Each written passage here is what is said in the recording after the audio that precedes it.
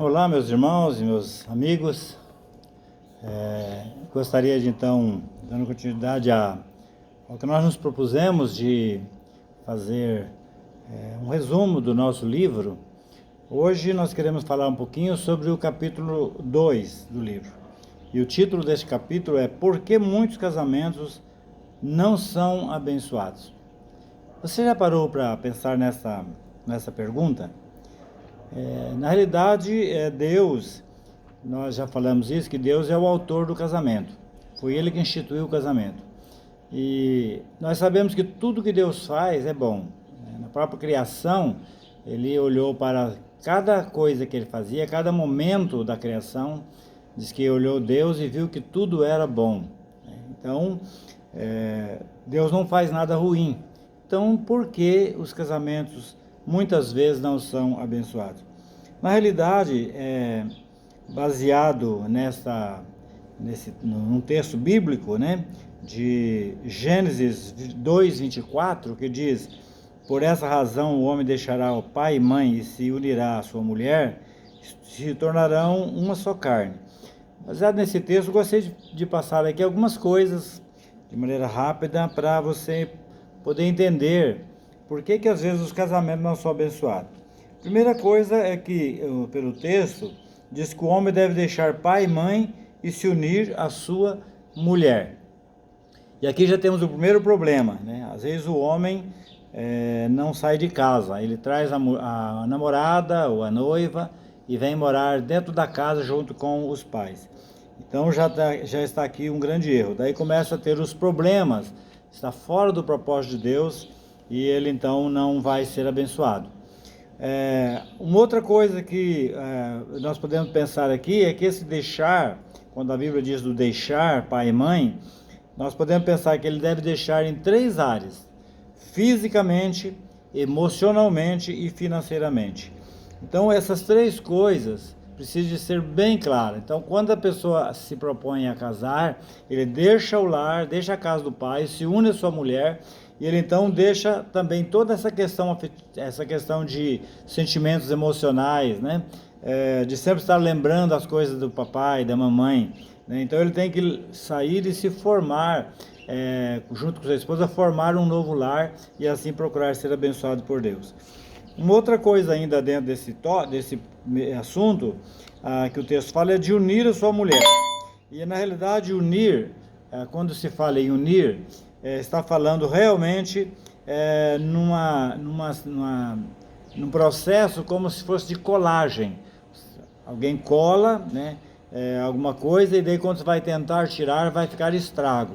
Então unir a mulher deve ser realmente, né, passar a ter as coisas em comum, né? Então o seu salário, né, os salários devem ser unidos para juntos eles fazerem os planos, né, traçarem os projetos, né, que eles têm para a sua vida. O texto ainda diz que os dois se tornarão uma só carne. Então realmente é a pessoa unir, né? O texto bíblico, inclusive no original, esse unir, ele fala de cimentar, de colar, né? E então você tenta colar, por exemplo, 2 folhas de papel, depois tenta, logo daí a pouquinho, passado poucos minutos ou poucos segundos, tenta soltar, você vai ver que vai ficar marcas numa e na outra folha. Então, quando a pessoa tenta separar um casamento, romper com um casamento, sempre vai ficar marcas, na realidade, na vida das pessoas. Outra coisa que às vezes não deixa o casamento ser abençoado é quando há um julgo desigual. Paulo, ele fala isso, ele diz: não se ponham em julgo desigual com descrentes, pois o que tem em comum a justiça e a maldade, ou que comunhão pode ter a luz com as trevas? Que harmonia há entre Cristo e Belial? Ou que há de comum entre o crente e o descrente?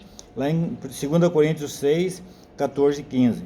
Então, o problema do julgo desigual traz muitos problemas para o casamento. Então, pense nisso, né? Quando você for se propor a casar, pense seriamente nisso, em ver-se. O julgo desigual tem uma grande probabilidade de trazer uns problemas para a vida do casal. E um outro problema muito sério é a falta de comunicação no casamento. Nós sabemos que para um casal ser abençoado, ou um casamento ser abençoado, precisa haver muita comunicação. Cada um tem que se propor, quando tem um problema, algum ressentimento, a sentar, a conversar, a abrir o coração e então, a partir daí, resolver os seus conflitos. Quando o problema não é resolvido, vai acontecer aquele efeito balão que a gente chama. Que o balão, você começa a soprar, e mais um sopro, ele vai inchando, e de repente, do nada ele estoura. Mas será que é do nada?